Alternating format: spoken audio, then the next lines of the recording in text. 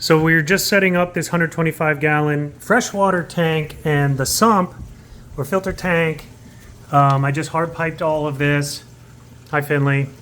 And there was a big vibration coming from this pump when it was hard piped, so I went to Ferguson Plumbing Supplies and I got a 7-inch stainless steel 3/4 inch flex hose and a couple of female adapters and tied it in, and there's no hum anymore. It's awesome.